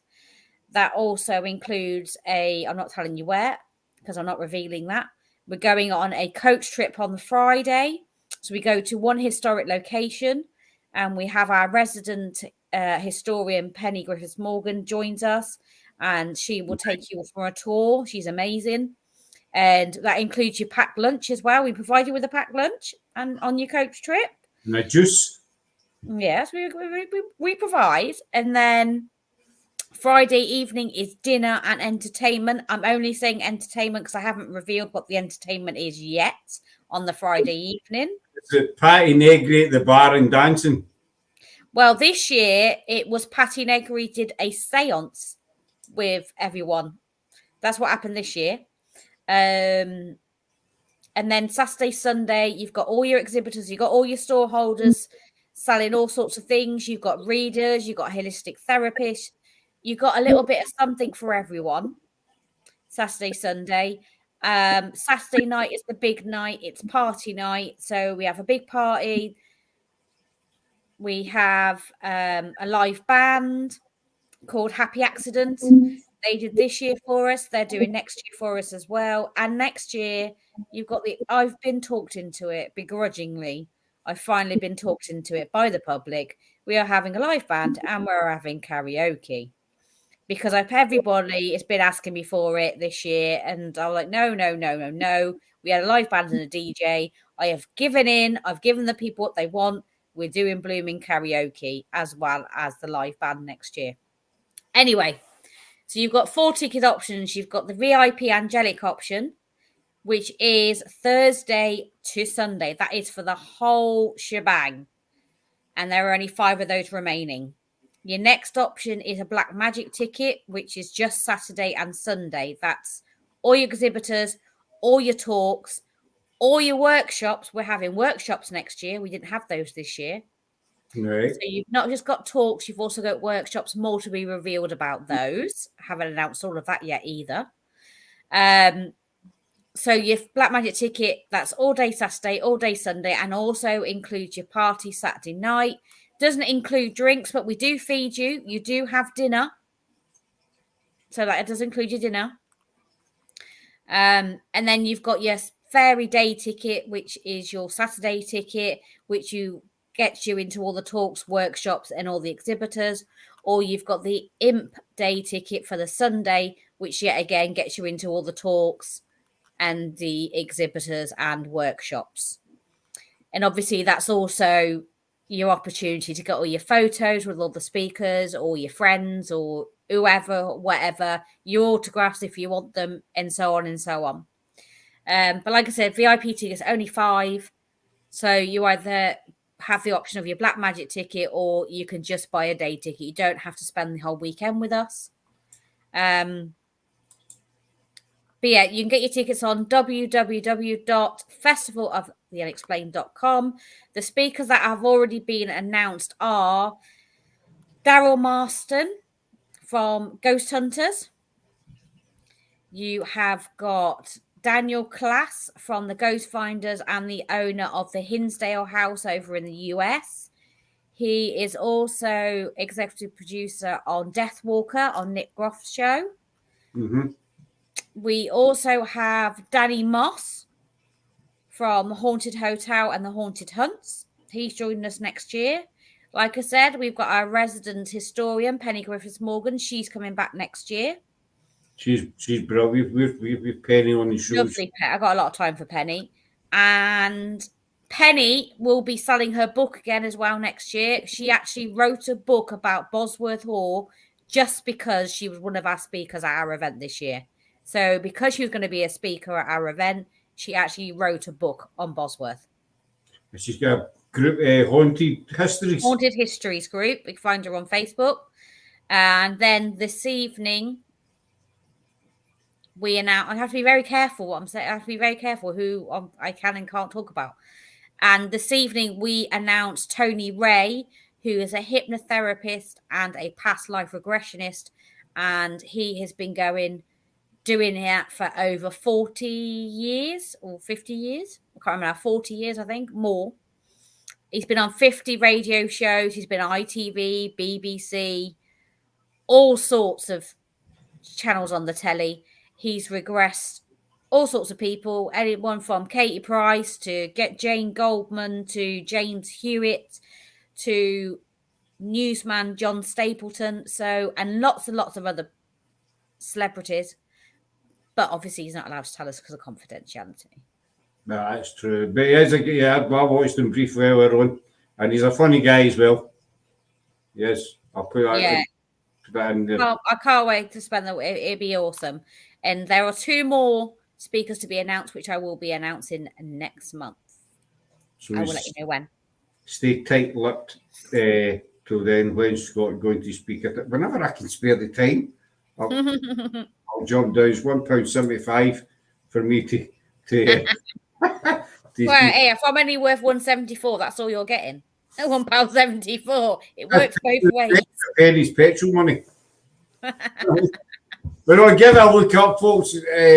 Rachel is also helping with, and obviously Tony Ray's there as well. Rachel's part of LSP, also Paranormal, with Gemma and Nikki. Yeah, and Rachel, Gemma, and Nikki are also part of Keap Paranormal, which is my events company that I run. Yeah. All great ladies. Nuts, but great ladies. Yeah, Rachel's co-hosted a lot of stuff with me. Gemma is our advertising executive for 2023, and Nikki is in charge of all of our sponsorship.